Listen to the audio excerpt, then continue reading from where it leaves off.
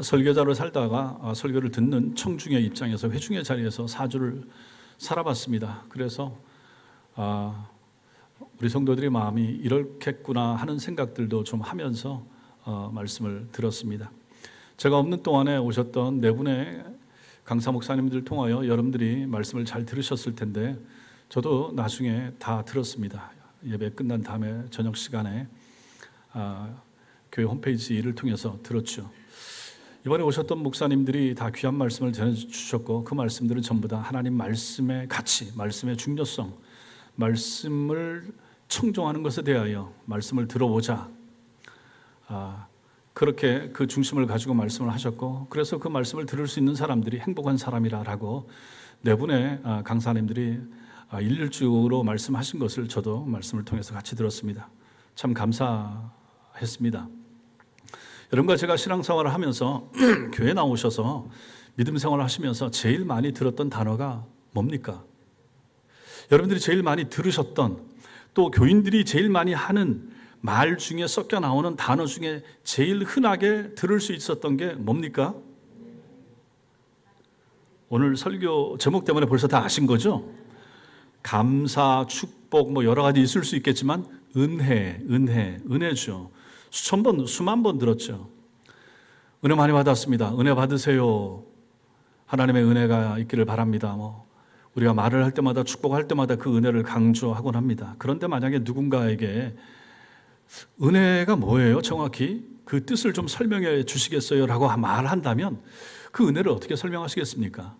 은혜에 대한 정의를 정확하게, 교회 처음 오신 분이나 새신자, 초신자들에게, 우리 아이들에게 은혜가 뭐예요? 라고 만약에 아이가 묻는다면 여러분들은 은혜에 대해 정확하게 설명을 하실 수 있겠습니까?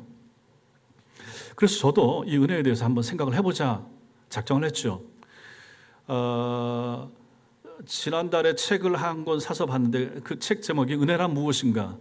우리 교단에 김영태 목사님이라고 하는 분이 쓰신 책을 읽으면서 은혜에 대해서 다시 저도 새로운 생각을 가지고 은혜를 이해하게 됐습니다. 그래서 그 책을 읽으면서 우리 성도들에게도 은혜에 대해서 다시 한번 제대로 잘 시리즈 설교를 통하여 나눠봐야 되겠다 이 생각을 하게 됐고, 그래서 이 말씀을 준비하게 됐습니다. 몇 달간에 걸쳐서 이 은혜에 대해서 한번 살펴볼 텐데, 은혜를 제대로 알기 위해서는 먼저 우리가 왜 은혜를 필요로 하는지를 알아야 됩니다. 은혜가 필요한가? 여러분과 저는 돈이 있으면 살고 건강하면 살고 가족들이 있으면 살고 그것만 있으면 되지 않는가? 물론 불신자들은 그게 기본이죠.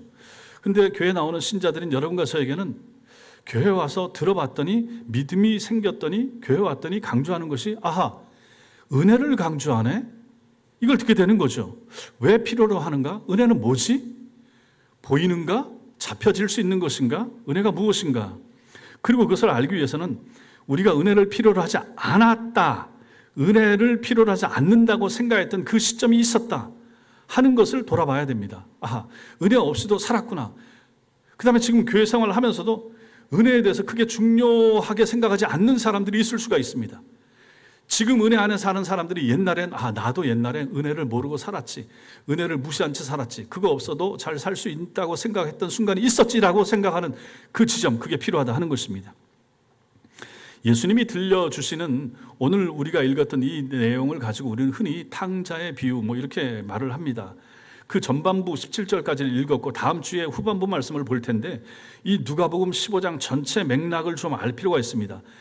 이 15장, 누가복음 15장 전체는 다 찾는 것에 대하여 강조하는 말씀이 됩니다. 그래서 앞부분 1절부터 7절까지는 잃은 양을 찾는 목자의 비유가 나옵니다. 100마리 중에 하나를 잃어버리고 찾는 것. 그 다음에 8절부터 10절까지는 10개의 드라크마 동전 가운데 하나 잃어버린 것을 찾는 여인의 비유가 나옵니다. 세 번째가 11절부터 저 끝절까지 나오는데 두 아들 중에 잃어버린 한 아들을 찾는, 실제로 다음 주에 보겠지만 두 아들을 다 잃어버린 것이 되는 것이지만 어쨌든 여기선 잃은 둘째 아들을 찾는 비유, 그렇다면 잃은 것을 되찾는 것에 대한 내용이 바로 누가복음 15장 전체를 묻고 있는 주제라는 것을 알 수가 있습니다. 잃어버린 것을 찾으시는 아버지, 잃어버린 것을 찾는 하나님, 이것이 전체 주제입니다. 그렇다면 오늘 우리가 읽은 이 탕자 비유의 실제 주인공은 탕자가 아니라 찾으시는 아버지가 되는 것이죠. 그리고 그 아버지의 행동 하나하나가 바로 은혜를 우리에게 가르쳐주고 보여주는 것입니다. 은혜의 본질을 이 아버지에게서 우리는 찾게 되는 것이죠. 그래서 이것이 은혜다.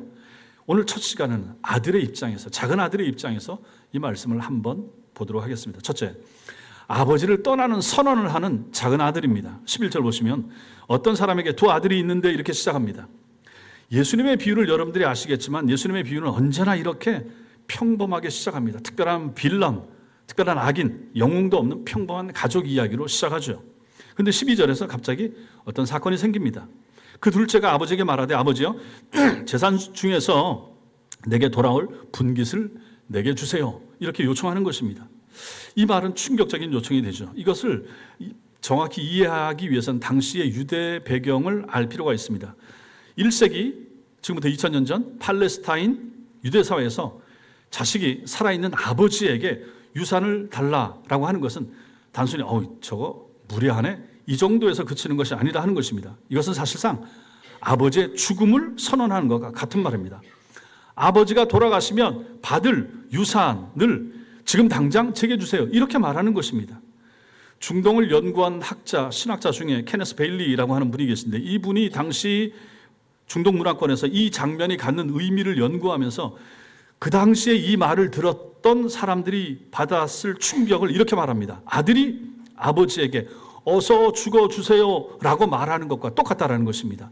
아버지 유산 주세요. 살아있는 아버지한테 내 몫의 유산. 그건 아버지 지금 어서 당장 죽어주세요. 이렇게 말하는 거하고 똑같다. 이거는 뭐 이런 자식이 어디 있겠습니까? 근데 지금 그 얘기를 하고 있는 거예요. 그런데 여러분과 제가 우리가 주목해야 할 것은 이러한 작은 아들의 터무니없는 얼토당토 않은 이 후레자식 같은 이러한 요구를 대하는 아버지의 반응입니다. 그게 중요하죠. 그거 보세요. 뭐라고 말합니까? 아버지가 그 살림을 각각 나눠 주었더니 이렇게 말씀합니다. 아버지는 이 작은 아들의 터무니없는 요구를 거절하지 않았습니다. 혼내지 않았습니다. 나무라지 않았습니다. 아들을 붙잡지도 않아요. 줄 테니 이렇게 해라. 조건을 달지도 않습니다. 성경을 보면 원하는 대로 그대로 줍니다. 이것이 우리가 이 비유를 보면서 느끼는 첫 번째 놀라움이 되는 것입니다. 은혜는 무엇입니까? 은혜는 강요하는 게 아니에요. 강제하지 않습니다. 아버지 되신 하나님은 당신을 거부하는 인간을 억지로 붙들지 않더라 하는 것을 우리는 여기서 보게 되는 것입니다. 그것은 하나님이 아버지가 무능해서가 아닙니다. 하나님의 은혜의 기본 전제가 바로 사랑이기 때문입니다. 사랑은 이런 것입니다. 사랑은 강요하지 않습니다. 사랑은 억제하지 않습니다. 사랑은 강권하는 것이 아닙니다. 강요된 관계 사랑일 수가 없죠. 내 말 잘 들으면 네 몫을 주겠지만 그렇지 않으면 너 국물도 없어. 이렇게 말하지 않습니다. 사랑은 이러지 않습니다. 다시 아들에게로 돌아와서 이 작은 아들은 그럼 왜 이런 선택을 했을까? 어떤 친구의 유혹을 받았나? 무슨 생각이 들었길래 이렇게 했을까? 성경은 여기에 대해서 말하지 않습니다. 그런데 13절이 이 작은 아들의 마음을 우리에게 보여줍니다. 13절 거기 같이 읽겠습니다. 시작.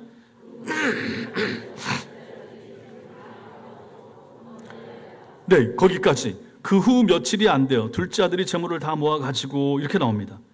여기서 우리가 뭘 느낍니까? 서두르고 있어요. 서두릅니다. 며칠이 안 돼요. 조급한 거죠. 아버지 집에서 지금 이 작은 아들의 마음이 어떻겠습니까? 벗어나고 싶은 거예요.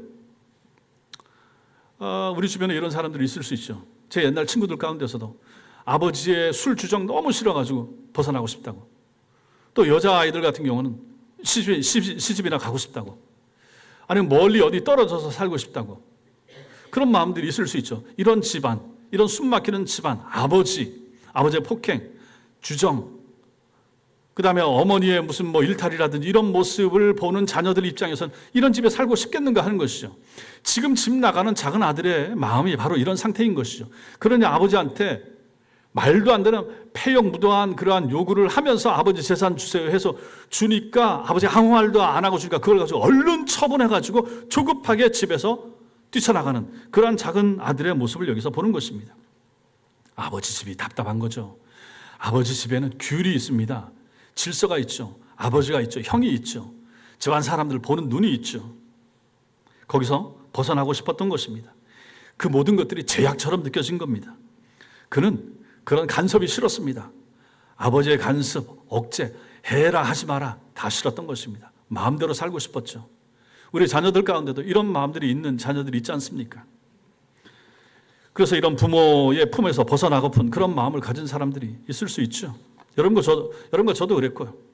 성도 여러분, 이것은 우리 모두가 한 번쯤은 가졌던 그러한 마음들인 것이죠. 그런데 혹시 지금 이런 마음을 가진 채 살아가는 성도도 있을 수가 있습니다. 교회 다니면서 신앙생활을 하면서 믿음 생활을 하면서도 교회 오면서도 할 수 없이 교회 부모님 때문에 누구 때문에 억지로 오면서도 이런 마음 가지고 가라니까 가겠지만 내키지 않는다 이런 마음 가지고 올 수가 있는 것입니다. 이런 사람들의 마음에 뭐가 있습니까? 내 삶은 내가 결정하면 안 돼요? 내 인생을 왜 엄마가, 내 인생을 왜 아빠가 이리저리 하라고 해요? 이런 마음. 내가 돈을 번다. 내가 번 건 내 마음대로 쓰면 안 되겠습니까? 왜 누구한테 줘야 됩니까? 어디에 가고 무엇을 하고 어떻게 살지 내가 정하겠습니다. 현대에 와서 이런 교육을 받는 우리의 자녀들이 많습니다. 학교에서는 자기 주도 학습 이렇게 해가지고 뭐 아이들이 스스로 뭐 할 수 있도록 학습적인 차원에서는 좋죠. 근데 가만히 생각해 보면 세상의 모든 교육의 그 근본 바닥에 뭐가 있는가? 휴머니즘이 있는 거죠. 인본주의가 깔려 있죠. 사람을 사람으로 세우는 거. 뭐 홍익인간 이것도 널리 사람을 이롭게 하는 거, 이 모든 거 다 사람입니다. 그러니까 하나님 없는 중세의 르네상스가 일어나면서 중세 1000년 동안의 신중심 문화에서 벗어나고 싶은 사람들의 모습이 르네상스 반동으로 나타나면서 이게 인문주의가 부활되는 거죠. 사람이 중심에 서게 되는 것이고 사람을 앞세우게 되는 것이죠. 교육도 오늘날 그렇게 되는 거죠. 아이들한테 그렇게 자율적으로 네 인생 네가 하고 싶은 대로 해. 이것이 신앙 안으로도 들어오는 경우가 있더라 하는 것입니다. 이것은 결국 누구의 이야기인가? 온 인류의 이야기가 되는 것이죠. 작은 아들의 마음은 모든 사람들에게 있더라 하는 것입니다. 에덴 동산에서 아담과 하와가 선악과를 먹은 것도 이것과 연결이 되는 것이죠. 선악과는 자기 마음대로 먹은 거예요. 하나님이 금하신 것인데 하나님 저는 당신 허락 없이 스스로 결정하겠습니다. 선악과 제 마음대로 따먹어 보겠습니다. 보기 좋은데요? 맛있어 보이는데요? 내가 먹겠다 하는 것이죠. 이것이 뭡니까? 바로 죄의 본질입니다. 하나님은 금하셨는데 하나님의 품 안에서 아버지 집 안에서 말씀 안에서 규율 안에서 뜻대로 살기를 하나님은 원하시는데 그걸 벗어버리고자 하는 것, 이것이 바로 죄의 본질입니다. 이것을 보여준 첫 번째 사람이 아담과 하와가 되는 것이죠. 하나님이 그렇게 선악과 먹으면 안 된다고 하셨음에도 불구하고 먹어버렸고 먹어버린 그 사람의 DNA가 그 기질이 우리 속에 그대로 유전되는 거죠. 우리 속에. 우리도 자라면서 부모에게 얼마나 대적했는가 대항했는가, 우리의 자녀들이 나를 향하여 그런 모습을 보이는 것에 대해서도 우리는 어느 정도는 이해가 가잖아요. 지금 우리가 하나님 앞에서 살아가는 삶의 모습 가운데도 그런 것들이 얼마나 많은가. 왜 교회에서 시키는 대로 해야 되는데, 왜 성경은 성경이고 2000년 전 이야기고 십계명이 오늘날 우리하고 무슨 상관이 있습니까? 이렇게 생각하는 사람들이 얼마나 많습니까? 그래서 이것도 빼고 저것도 빼고 사도신경 꼭 고백해야 됩니까? 이것도 빼고 생략하고 약해버리고 이렇게 하는 경우가 얼마나 많은가? 그게 옳은 결정이겠습니까?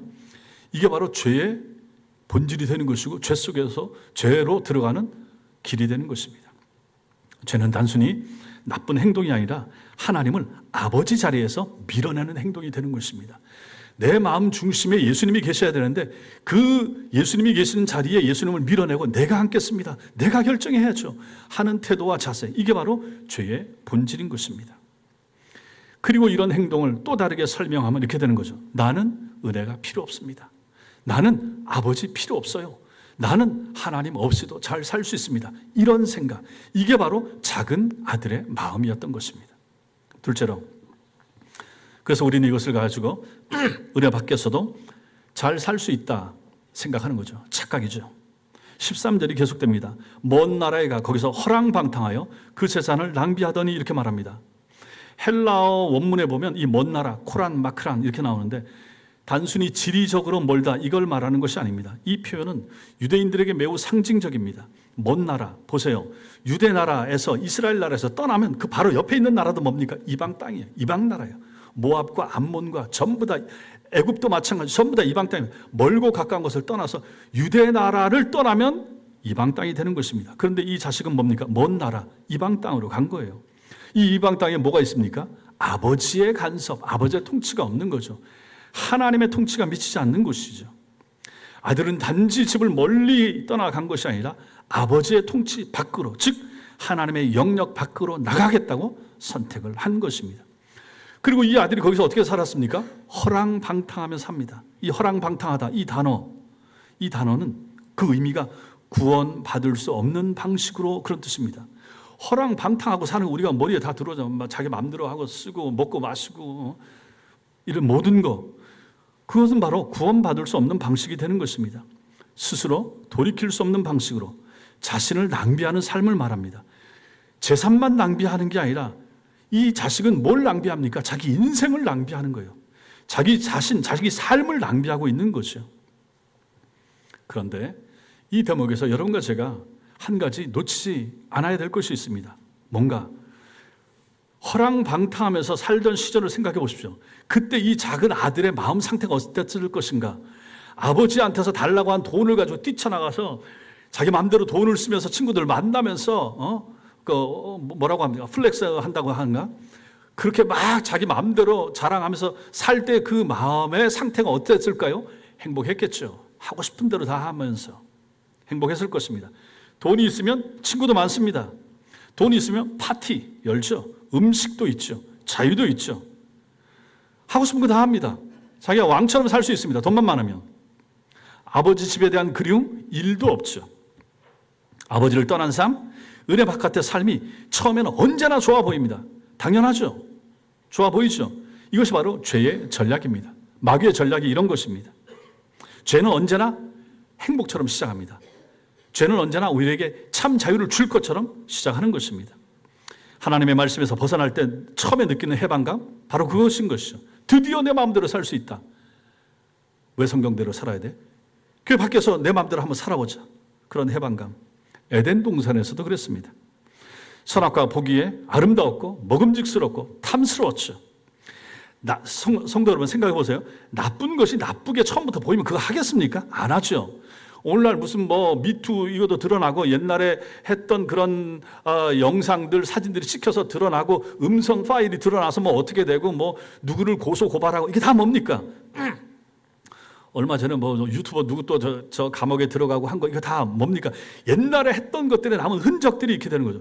그러면 그거 할 때 우리가 만약에 내가 지금 했던 행동, 말, 사진, 동영상 이것이 나중에 문제가 되리라 지금 생각하면 그거 하겠습니까? 할 사람 아무도 없죠. 그런 것이 드러나지 않을 줄 아니까 하는 거죠. 죄 짓고 감옥 가는 사람들 마찬가지입니다. 내가 지금 하는 이 행동 아무도 모를 것이다. 숨겨질 것이다. 완전 범죄를 꿈꾸면서 그 일을 하잖아요. 죄가 그런 것입니다. 죄는 언제나 이런 식으로 나타나는 거죠. 죄는 항상 좋아 보이는 얼굴로 우리에게 다가옵니다. 아버지 재산을 분배받아서 아버지 집을 떠났던 작은 아들 마음도 딱 이렇다 하는 것이죠. 그런데 성도 여러분 14절을 보십시오. 14절 같이 읽겠습니다. 시작. 다 없앤 후 그 나라에 크게 흉년이 들어 그가 비로소 궁핍한지라. 정신을 언제 차립니까? 정신을 언제 들게 되죠? 다 없어져야 됩니다. 다 없앤 후. 은혜 밖에서도 잘 살 수 있다. 아버지 집을 떠나서도 잘 살 수 있다는 착각이 끝나는 지점 다 없어져야 됩니다. 다 없앤 후. 그리고 흉년이 들게 됩니다. 이 흉년도 크게 듭니다. 그러니까 망할 때는 크게 망해야 정신도 빨리 차릴 수가 있죠. 이것이 우연일까요? 우연이 아닙니다. 우리한테 적용할 수 있죠. 하나님은 때로 성도인 우리가 선택한 그 길 위에 흉년을 허락하십니다. 불신자들은 여기에 얘기할 필요 없어요. 신자들은 우리를 생각해야 됩니다. 그러나 이 흉년은 우리가 잘 아는 대로 흉년이 형벌인가? 하나님의 진노인가? 하나님의 저주인가? 아니죠. 아닙니다. 이 흉년은 하나님의 오히려 은총입니다. 위장된 은총이 되는 거죠.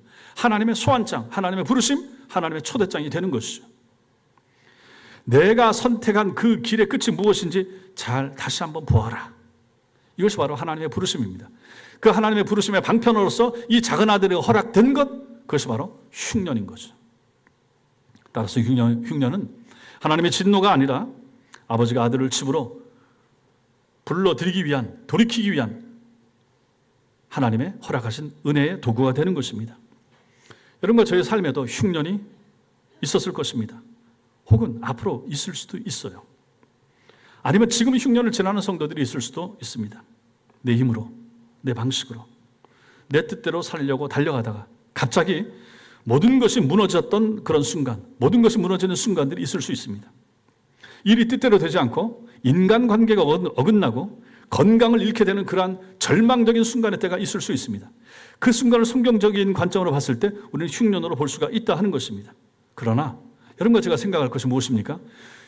그 흉년이 우리 눈에는 흉년으로만 보이지만 성경의 관점으로 보이면 하나님의 진노나 하나님의 버리심이 아니라 오히려 하나님의 부르심의 순간, 하나님의 사랑이 임하는 순간이 될 수가 있다 하는 것입니다.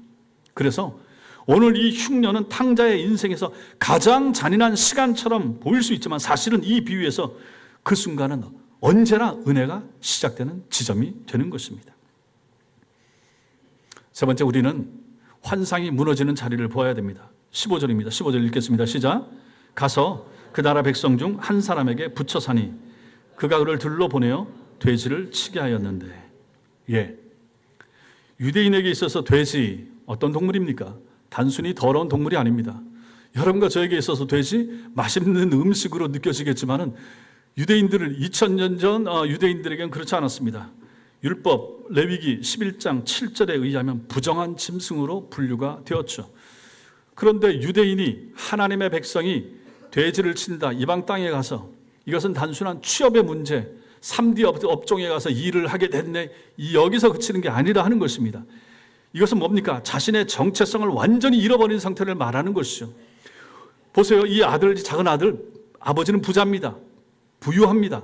부유한 아버지를 둔 아들이 지금 이방 땅에 온 거예요. 유대인이 이방인의 땅에 온 거예요. 망한 거예요. 흉년을 만난 거예요. 그리고 하는 일이 부정한 짐승, 돼지를 치는 이 상황이 되는 거죠. 이걸 한번 생각을 해보십시오. 어떤 장면이 되겠습니까? 은혜를 망각한 사람의 끝이 무엇인지를 보여주는 장면이 되는 것입니다. 여러분과 저도 마찬가지입니다. 하나님의 은혜를 생각지 못하고 그 은혜를 소망하지 않고 그 은혜 없이 살라고 애쓰는 삶에 다 하나님께서 꼭 그렇게 하시지는 않겠지만은 당신의 택한 백성을 향하여 그 택한 백성이 은혜를 멀리하고 은혜에서 벗어나고자 하고 작은 아들처럼 뛰쳐나갔을 때 하나님이 그를 정말로 사랑하시고 끝까지 사랑하시면 그에게 하나님이 흉년을 주신다 하는 것입니다. 줄 수밖에 없죠. 사랑하니까. 불러야 되니까. 돌아와야 되니까. 이것은 다른 말로 하면 하나님의 사랑이고 하나님의 축복이 되는 것이죠. 사람은 생각해 보십시오. 사람은 스스로 충분하다고 생각하는 경우가 얼마나 많습니까? 내 힘으로 잘할 수 있다. 우리도 마찬가지고 우리 자녀도 마찬가지고 내 재산으로, 내 인맥으로, 내가 아는 연줄로 내가 설 수 있습니다. 다시 회복할 수 있습니다. 내가 건강합니다. 내가 건강하니까 내가 다시 일어날 수 있습니다. 이렇게 생각하는 경우가 얼마나 많은가 하는 것이죠. 그러나 오늘 작은 아들처럼 아무리 많은 자원을 가지고 시작을 해도 하나님을 떠난 인간의 삶은 결국 같은 방향으로 흘러가고 말 것입니다. 더 가지려 애쓰면 애쓸수록 더 잃게 될 것이고 더 채우려고 애쓰면 애쓸수록 더 공허해지는 것이 우리 인생 아닙니까? 나이가 들수록 이것을 더 많이 깨닫게 되잖아요. 작은 아들에게 닥친 것은 단순히 어떤 돈이나 재산의 위기가 아닙니다. 그렇다면 가만히 보면 이 작은 아들의 위기는 어떤 위기입니까? 정체성의 위기가 되는 것입니다. 존재의 위기가 되는 거죠. 하나님의 백성이 이방 땅에 돈 많은 부유한 집 작은 아들이 왜 거기 가서 이렇게 되는 거죠. 네가 거기 가서 그 고생을 왜 하는데? 안 해도 될 고생을 왜 하는데? 하나님의 백성이 왜 이방 땅에 왜 먼 나라에 갔는데? 거기 너 있을 자리가 아니야. 그것을 생각해 주게 하는 것이죠. 존재의 문제가 되는 것입니다. 정체성의 문제입니다. 여러분과 제가 하나님의 백성입니다. 성도입니다. 거룩한 백성입니다. 세례를 받은 사람입니다. 천성교회 등록 교인입니다. 이것이 우리의 존재의 의미가 되는 거죠. 정체성이 되는 거죠. 그런데 지금 어디에 있는가? 어떤 상태에 있는가? 여러분의 마음의 상태가 어떤가? 돌아보시라 하는 것입니다. 여러분들 중에서도 교회를 다니면서도 하나님의 은혜 없이 살 수 있다라고 생각하는 사람들이 꽤 있을 수 있습니다. 물론 말로는 하지 않을 거예요. 말로는 은혜입니다. 말로는 기도해 주세요 라고 말하고 기도도 요청하기도 하지만 성도들 가운데 많은 분들이 정말로 간절하게 뜨겁게 집요하게 은혜를 구하는 성도가 도대체 얼마나 될 것인가. 정말 하나님의 은혜만이 나를 살게 합니다. 우리 가족을 살게 합니다. 이런 마음을 가지고 믿음생활 신앙생활을 하고 기도의 자리에 올라고 애쓰는 성도가 얼마나 되는가. 오늘 예배 오는 것도 마찬가지입니다. 어떤 마음을 가지고 오셨습니까? 제가 설교하면서 이런 얘기를 자주 하죠. 왜 오셨냐고, 어떤 마음을 가지고 오셨냐고. 마음이 중요합니다. 어떤 존재인지를 생각하면서 내 정체성을 가지고 이 자리에 오셔야 되는 것이죠. 편하지 않은 환경, 불편한 환경 자리에 오셔가지고 예배를 드리는데 어떤 마음을 가지고 오셨는가 하는 것이죠. 나는 하나님의 백성입니다. 나는 하나님을 예배하는 사람입니다. 오늘은 주일입니다. 마땅히 나는 하나님을 예배해야 되고 그래서 예배하는 자리에 오기 위하여 이 시간에 왔습니다. 내 마음을 드립니다. 내 기도를 하나님 앞에 드립니다. 나는 말씀을 듣기를 원합니다. 내 입술을 열어서 하나님을 찬송하겠습니다.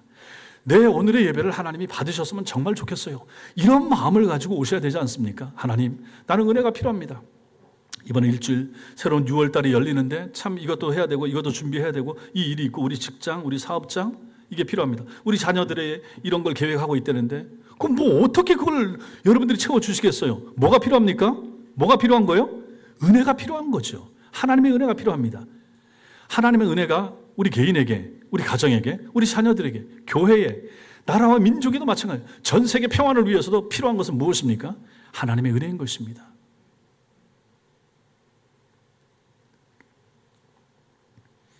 신앙이 있다고 하지만 그 신앙적 삶의 어떤 결정적인 순간에 여러분의 믿음과 신앙이 과연 어떤 영향을 끼치고 있는가? 여러분의 믿음 때문에 여러분의 결정의 방향이 달라진 적이 있습니까? 판단하는 기준이 달라진 적이 있습니까? 결혼을 하든지 직장을 구하든지 이사를 가든지 무엇을 하든지 간에 교회 중심으로 생각을 해보셨는가?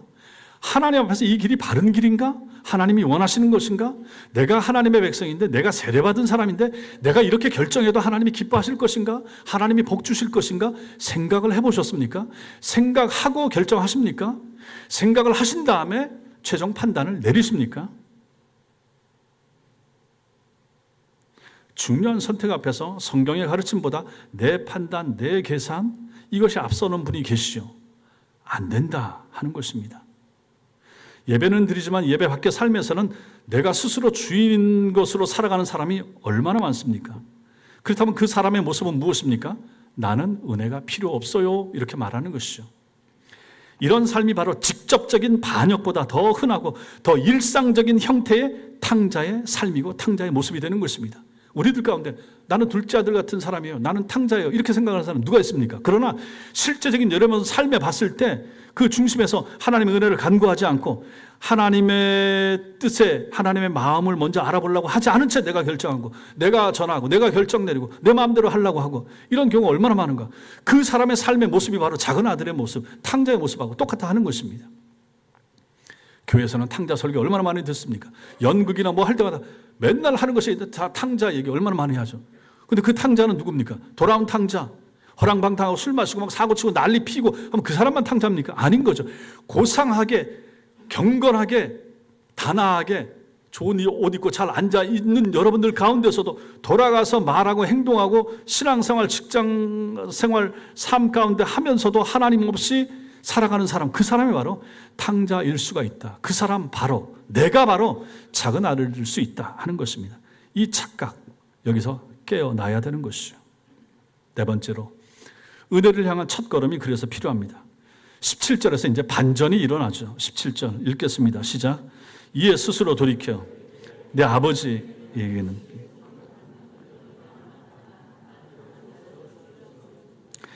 헬라어 원문에서 스스로 돌이켜라고 하는 이 단어를 직역하게 되면 스스로 돌이켜, 자기 자신 안으로 들어와 그런 뜻입니다. 자기 자신 안으로 들어와. 이거 매우 은혜로운 표현이 되는 것이죠. 그동안은 어떻다는 말입니까? 자기 자신 밖에 있었다는 것이죠. 쾌락 안에 있게 되는 거죠. 자기 자신에서 떠나서 쾌락 안에, 군중들 속에, 친구들 안에, 허랑방탕 안에, 먹고 마시고 놀고 즐기는 것 안에 살았던 것이죠. 그런데 이제 처음으로 다시 자기 자신 안으로 들어오고 있는 것입니다. 자기 자신의 실제 모습을 발견하게 되는 거죠. 망한 자리에서, 흉년을 만난 자리에서, 실패한 자리에서 정신을 이제 차리게 되는 거죠. 내가 어떤 존재인지를 이제 정확히 보게 되는 것입니다. 그리고 나서 그가 깨닫습니다. 깨달은 게 뭡니까? 아버지 집에 품꾼만도 못한 자신의 처지를 이제 생각하게 되는 것입니다. 이것이 바로 은혜를 향한 첫걸음이 됩니다. 은혜는 자신의 실제 상태를 보는 것에서 시작합니다. 내가 왜 이렇게 살지? 나 이런 사람 아닌데? 우리 엄마 아빠가 나를 위해서 이렇게 많이 기도를 했는데 내가 이렇게 살아도 될까? 이 생각해야 되는 거죠. 여기서 중요한 것은 아들이 아버지 집을 생각하게 된 계기가 단순히 배가 고파. 너무 먹을 게 없어. 돼지 쥐염 열매도 먹고 싶은데 먹을 게 없다. 이런 생각. 아까 진작에 봤었어야 되는데 사진, 쥐염 열매 사진, 예. 쥐염 열매, 예. 왼쪽에 있는 것이 이제 나무에 달린 것이고, 여러분 왼쪽에, 예. 저 이제 더 확대하면 이제 저런 쥐염 열매, 저게 이제 돼지 사료인 거죠. 저런 걸 누가 먹겠는가 하는 것이죠. 그런데 먹을 것이 없으니까 저것까지 먹게 되는 상태에 이르게 되었다. 누가? 작은 아들이. 아버지를 떠났을 때 저렇게 되더라 하는 것입니다. 그렇게 되니까 이제 깨닫게 되는 거죠. 예, 그림 내리셔도 됩니다. 그걸 깨닫습니다. 자신의 실제 상태를 보는 거죠. 깨닫게 되는데 단순히 배가 고팠기 때문만이 아니라 하는 것이죠. 생각합니다. 뭘 생각합니까? 아버지에게는 양식이 풍족한 품꾼이 얼마나 많은가. 자기는 지금 둘째 아들인데 집 떠나와서 요즘 말로 개고생을 하고 있는데 드는 생각이 자기는 부유한 집안의 둘째 아들이에요. 신분이 이런 사람인데 지금 나와서 이 고생을 하고 있는데 자기 집안을 생각하니까 자기 집이 얼마나 부자인가. 그 부잣집에는 종들도, 쉽게 말해서 종놈들도 떵떵거리고 먹을 것이 많고 배 골치 않고 사는데 내가 지금 이게 뭐지? 이 생각을 하게 되는 것입니다. 그가 기억해낸 것이 무엇입니까? 아버지 집의 풍족함입니다. 이 풍족함은 어디서 온 것입니까? 아버지에게서 온 것이죠. 아버지 성품이 풍족하신 거예요. 아버지는 갑질 안 합니다. 이 아버지는 모든 것을 다 잘해줍니다. 자기 같은 후레 자식한테도 아무 소리 한마디 혼내지도 않고 그냥 재산을 떼서 줄 정도의 좋은 선한 성품을 가진 아버지. 이 아버지는 그 집안에 있는 종 하나도 함부로 아무렇게나 대하지 않는 그 아버지. 성품 좋은 아버지입니다. 이 아버지 성품에 대한 기억, 이것을 이제 하게 되었던 것이죠. 작은 아들은 이 흉년을 통과하면서 아버지의 풍성함을 기억해낸 것입니다. 성도 여러분, 이처럼 은혜를 향한 돌이킴이라고 하는 것은 하나님을 기억할 때 시작되는 것입니다. 아버지의 성품에 대한 기억에서 시작하는 것이죠. 하나님이 어떤 분이신가? 여러분과 저를 사랑하는 하나님이 어떤 분이신가? 여기에 대한 기억, 아버지 하나님의 성품에 대한 기억이 우리로 하여금 아버지 품으로 돌아오게 만드는 원동력과 힘이 되는 거죠. 둘째 아들이 돌아온 거, 아버지 때문에 돌아온 거, 아버지가 무서웠으면 돌아왔겠습니까? 더 곁길로 갔죠.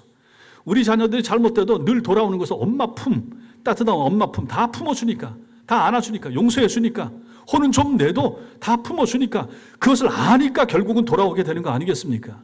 우리 하나님이 그런 분이시라 하는 것이죠. 여러분과 저의 연약함, 부족함, 모자람, 신앙생활을 함에도 불구하고 많이 하나님의 기대와 뜻에 못 미침, 그럼에도 불구하고 하나님은 참아주시고 인내하시고 사랑하시고 그 성품을 우리가 알 때 그 하나님을 향하여 우리는 언제나 돌아올 수 있는 힘을 얻게 되는 것입니다. 이 아들이 그런 거죠. 이 아들이 아버지를 향하여 돌아서게 된 것, 바로 이 좋은 기억 때문이다. 이 좋은 기억, 이것이 바로 은혜의 씨앗이 되는 것입니다. 그래서 신앙생활에서 이런 기억, 다른 말로 하면 간증이 되는 것이죠. 이거는 굉장히 중요합니다. 그래서 우리 성도들과 저도 이것을 좀 종종 나누고 싶은데 기회가 잘 없는데 앞으로 나눌 마음이 있습니다. 한 5분짜리라도 할 수 있잖아요. 주일 오후 시간이라든지 아니면 금요 기도회 때라도 할 수 있죠. 내가 받은 은혜, 내가 체험한 하나님의 사랑, 내가 경험한 하나님의 성품, 나름은 좋잖아요. 마찬가지인 것입니다. 여러분은 하나님을 향한 어떤 기억을 가지고 계십니까? 하나님이 여러분을 향해서 베풀어준 좋은 기억 뭐가 있습니까? 다른 사람에게 얘기할 수 있어요. 여러분들 구역 모임 하면서 얘기하잖아요. 간증도 하잖아요. 서로 정말 하나님이 날 이렇게 어려웠을 때 이렇게 도와주셔서, 그게 바로 그 기억이 되는 거죠. 이게 바로 은혜의 씨앗입니다. 내가 힘들고 어려웠을 때, 주저앉았을 때, 그것을 생각하게 될 때 다시 일어날 힘을 거기서 우리는 얻게 되는 거죠. 이게 은혜의 씨앗이죠. 아버지 하나님에 대한 기억, 아버지 하나님의 성품에 대한 기억을 떠올림, 이게 얼마나 중요한 것인가. 내가 그렇게 펑펑 울고 그렇게 망한 자리에 갔다 왔던 그 순간에 하나님이 역전의 계기를 마련해 주셨던 경험이 있으신 분들은 그 기억을 가지고 신앙생활을 하는 것, 이게 얼마나 중요한 것인가 하는 것이죠. 지금 현실이 어려워요. 앞으로도 암담해 보여요. 그럼에도 불구하고 그 선하신 하나님, 내가 그 일을 만날 그때도 그렇게 힘들었거든요. 그런데 그 힘든 순간에 하나님이 도와주신 것에 대한 간증거리, 이것을 가지고 오늘을 살아내는 힘이 돼야 된다 하는 것입니다. 이게 바로 은혜의 씨앗입니다. 어떤 감사, 어떤 좋은 기억, 어떤 하나님의 도우심을 가지고 가고 있습니까? 여러분의 부모님들 가운데는 여러분을 위해서 많이 기도하셨고 성경 많이 읽으셨던 그 좋은 기억들이 있을 수 있습니다. 그 기억이 우리로 하여금 성경을 나도 읽어야지, 엄마처럼 아빠처럼 나도 어머니처럼 기도해야지 라고 하는 그 동력이 될 수가 있다 하는 것입니다. 무엇이 있는가? 그 작은 기억의 씨앗들을 만드는 것이 신앙생활의 삶을 이어가는 과정이 되는 것입니다. 그게 얼마나 중요합니까? 오늘 여러분들이 하나님을 찾는 것도 하나님이 먼저 우리 마음속에 심어두신 바로 그 기억 때문 아니겠습니까? 교회의 추억, 좋은 교회의 추억, 좋은 목사님을 만난 것에 대한 추억, 그래서 그러한 기억들, 구역 모임을 잘한 것에 대한 감격과 즐거움, 전도의 모임이 너무 즐거운 것에 대한 기억들, 여러분들이 소풍도 가고 야유회도 가고 다 좋은 기억이 되는 것이죠. 그런 것들을 하나하나 모으는 거죠. 안 좋은 것들이 나중에 일어났을 때, 떠올려졌을 때, 구역 가운데서 어떤 갈등이나 이런 것이 있을 때 그분의 좋은 점을 생각할 수 있는 계기가 바로 거기서 나오는 거 아니겠습니까? 교회의 좋은 모습들도 마찬가지인 것이고, 혹시나 제가 실수했을 때라도 우리 목사님이 그렇지 않을 텐데 라고 생각하는, 그 전에 보여줬던 모습은 전혀 그렇지 않은데 이런 것 때문에 한번 덮어주고 한번 이해하고 넘어갈 수 있는 것, 이게 다 좋은 기억 아니겠습니까? 우리 장로님들을 향하여, 권사님들을 향하여, 우리 교회 지체들 가운데서도 다 내 마음에 누가 다 맞을 수가 있어요. 그런데 안 맞더라도 저분이 잘하는 것, 저분이 좋은 것, 이 좋은 기억 가지고 나머지 못하는 부분을 덮고 넘어가고 은혜 가운데 덮고 오히려 기도하면서 넘어갈 수 있는 힘들, 이게 다 여기서 나오는 거 아니겠습니까? 이게 바로 은혜의 작은 기억들이 되는 것입니다. 따라서 어느 순간 우리가 하나님께 돌이키는 것처럼 보이지만 실제로 그 돌이킴 자체도 무엇입니까? 하나님의 은혜입니다. 하나님의 은혜가 있어야 돌이키는 거예요. 남편이 말을 안 들어서 교회를 안 나오잖아요. 우리 자녀들도 마찬가지인 거죠. 그것 때문에 얼마나 답답하고 힘들어합니까? 저도 마찬가지예요. 그런데 이런 걸 보면 필요한 거, 우리가 깨닫는 게 뭡니까? 하나님의 은혜, 하나님의 은혜가 필요합니다. 노력은 다 해봤잖아요. 10년, 20년, 40년씩 해봤잖아요. 그래도 완악한 내 남편의 여리고성 같은 마음을 내 힘으로는 잘 못 무너뜨리잖아요. 누가 해야 됩니까? 하나님이 하셔야죠. 그때가 아직 오지 않은 거죠. 그럼 우리에게 필요한 것은 무엇입니까? 인내가 필요한 거죠. 신앙은 인내입니다. 기다리는 거예요. 천국 가야죠. 주님 오셔야죠. 기다려야 됩니다. 내가 죽어야 되잖아요. 내가 세상을 내 마음대로 끊을 수는 없잖아요. 기다리는 것입니다. 하나님의 은혜의 순간, 하나님의 놀라운 은총의 순간들 기다리는 것입니다.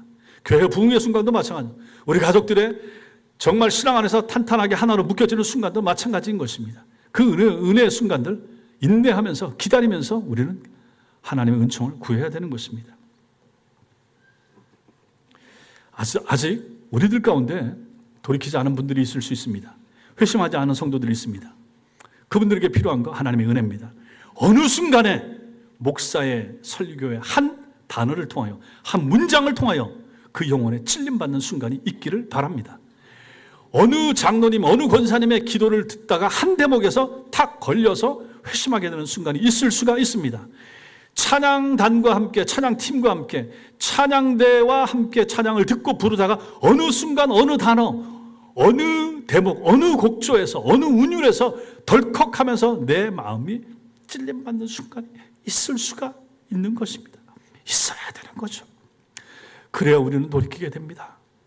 우리 자녀들의, 우리 완악한 성도들의 완악한 마음이 무너져내리는 순간이 있어야 되는 것입니다. 저는 그 은혜를 구합니다. 하나님 앞에서 우리 교회가 몇 배로 부흥해 주세요. 그런 은혜 구하지 않습니다. 우리 성도들 속에 이 은혜의 씨앗이 심겨서 참 신실하고 경건한 하나님의 사람으로 하루를 살 수 있고, 믿음 안에서 우리 성도들이 신앙생활을 잘 할 수 있다면 목사로서 그보다 더 행복한 것이 어디 있겠습니까? 오늘 오후에 제가 설교를 하는데 너 자신과 가르침을 살피라라고 하는 말씀을 전합니다. 이 말씀은 디모데전서 4장 6절에 나오는 말씀인데 제 목회 지침과 원리가 되는 말씀입니다. 저 자신을 살피고 여러분도 여러분 자신을 살펴야 됩니다. 제가 설교를 잘하는가?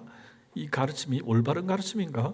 잘 살펴야 됩니다. 여러분도 제 가르침을 살피시고 여러분이 알고 있는 성경 지식도 이 가르침 누군가를 가르치려고 할 때 구역장도 마찬가지고 교사도 마찬가지고 나는 잘 가르치고 있는가? 내가 간직하고 있는 진리가 진짜인가? 이것도 중요하지 않겠습니까? 나 자신을 살피고 내 자식을 내가 가르치고 우리 교우들을 가르치고 아이들을 가르치고 잘 가르쳤을 때 그 끝이 무엇인가? 구원이 되는 거예요.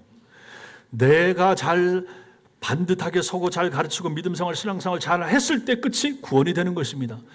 그러니 그 구원에 이르기까지 여러분과 저는 신앙생활을 잘해야 되는 거예요. 말씀을 잘 붙들고 신실하게 교회를 잘 섬기고 교인들과 하나가 되어서 그렇게 나갔을 때 구원이 이루어지는 것이지, 예수 믿고 나서 구원이 이루어지는 것은 제가 예전에도 많이 설명했지만 현재적 구원, 과거에 회심했을 때 구원, 지금 신앙생활하면서 성화적 구원, 미래에 영화되는 상태의 구원이 있지만 우리가 그때 이르기까지 세상을 떠날 때까지 믿음 생활을 잘해야 될 이유가 거기에 있다 하는 것입니다. 하루 신앙생활을 하다가 그 어느 순간 하나님이 우리를 부르실 때 그 앞에 서게 되는 거예요. 그때 우리 믿음의 단면을 잘랐을 때 어땠을 것인가? 순수할 것인가? 구원에 이를 정도의 신앙이 그 속에 담겨져 있을 것인가? 그게 중요한 거 아니겠습니까? 그 사람이 하나님 나라 들어가는 거죠. 사랑하는 성도 여러분, 오늘은 여기서 멈추고 다음 주에 이 비유에 또 다른 아들, 집안에 있었지만 은혜 밖에 있었던 큰 아들을 우리가 살펴보게 될 것입니다. 은혜가 필요한 것은 집 밖을 나갔던 작은 아들만이 아니라 집 안에 있으면서도 은혜를 몰랐던 큰 아들에게도 은혜가 필요한 거죠. 우리 모두에게 다 은혜가 필요한 것처럼 말입니다. 성도 여러분, 작은 아들 이야기는 어디서나 볼 수 있는 이야기입니다. 특별히 도덕적으로 나쁜 사람 이야기가 아닙니다. 하나님의 통치 아래가 아닌 자기 마음대로 살고자 했던 사람의 이야기이기 때문입니다. 내 힘으로 살 수 있다. 내 방식으로 살겠다. 하나님의 은혜는 없이도 난 잘 살 수 있다. 이것이 바로 둘째 아들의 선언이었고 나아가서 인류 모두의 선언이었습니다. 그리고 그 선언이 결국 어디로 이어지는가 우리가 보았습니다. 그 끝이 뭡니까? 먼 나라죠. 허랑방탕하는 거죠. 흉년이죠. 돼지우리죠. 그리고 주림 배를 끌어안는 것입니다. 이처럼 자기 충족의 환상은 반드시 무너지게 마련입니다. 스스로 내가 잘할 수 있다. 이건 깨어져야 되는 것이죠. 그리고 하나님을 떠난 인간의 삶에는 언제나 빠지지 않고 등장하는 흉년이 있게 마련입니다. 그러나 이 흉년은 하나님의 진노나 잔인함이 아니라 오히려 하나님의 은혜라고 하는 것을 살펴보았습니다. 오늘 이 자리에도 어쩌면 흉년 중에 있는 성도들이 있을 수 있습니다. 일이 뜻대로 되지 않고 관계가 무너지고 건강이 흔들리고 미래가 보이지 않는 그런 자리 말입니다. 그러나 그 흉년은 하나님이 여러분들을 잊어버린 표시가 아니라 집으로 부르시는, 은혜 안으로 부르시는 하나님의 부르심, 소환장일 수가 있다는 사실 믿으시기 바랍니다. 그리고 어쩌면 지금 마음 깊은 곳에서 아버지 집이 그립다 하는 분이 있을 수가 있습니다. 교회를 다니면서도 실제로는 자기 방식대로 살아왔는데 오늘 왠지 그 삶이 버거워서 은혜를 그리워하는 분이 있을 수가 있습니다. 그 그리움 자체가 이미 은혜입니다. 하나님이 그 그리움을 주신 것이죠. 하나님이 여러분 마음에 먼저 심어두신 은혜의 씨앗이 되는 것입니다. 그러니 그 씨앗을 무시하지 마십시오. 성경을 읽고 싶다. 성경을 읽어야 되겠다. 기도를 한마디라도 해보자. 교회를 빠지지 말고 나가보자 라고 하는 마음이 드는 그 순간 그것이 바로 은혜의 씨앗이 되는 것입니다. 여러분 모두가 알 것이 있습니다. 먼저 알 것이 있습니다. 나는 은혜가 필요한 사람이라는 사실입니다. 따라하겠습니다. 나는 은혜가 필요합니다. 나는 은혜가 필요합니다. 성도 여러분, 내 힘으로는, 내 방식으로는, 내 선한 삶으로는 내 삶을 온전히 살아갈 수 없다는 사실을 깨달으시기 바랍니다. 그리고 그 자리에서 눈을 들어서 아버지 집을 바라볼 때 우리는 은혜를 향한 첫걸음을 내딛게 되는 것입니다. 아버지께 돌아가야 됩니다. 돌아가야 삽니다. 은혜가 필요 없다고 생각했던 그 시절에서 돌이키는 것이 필요합니다. 여러분과 저는 은혜가 필요합니다. 은혜가 있어야 삽니다. 은혜가 있어야 하루를, 한 주를, 한 달을, 한 해를, 평생을 살 수 있는 사람들입니다. 하나님의 은혜가 있을 때 내 오장육부 장기가 건강하게 기능을 할 수가 있는 거죠. 은혜가 있을 때 우리 자녀들이 속썩이지 아니하고 저들이 원하는 것을 하면서 살아갈 수가 있게 되는 것입니다. 하나님의 은혜가 있을 때 교회가 분란 없이 하나님의 은총 가운데 탄탄하게 잘 세워져 갈 수가 있는 것입니다.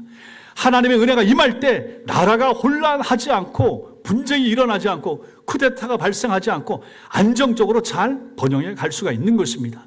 하나님의 은혜가 임할 때 전 세계적인 평화가 이 땅에 구현될 수가 있는 것입니다. 그러니 은혜가 얼마나 필요한가 하는 것입니다.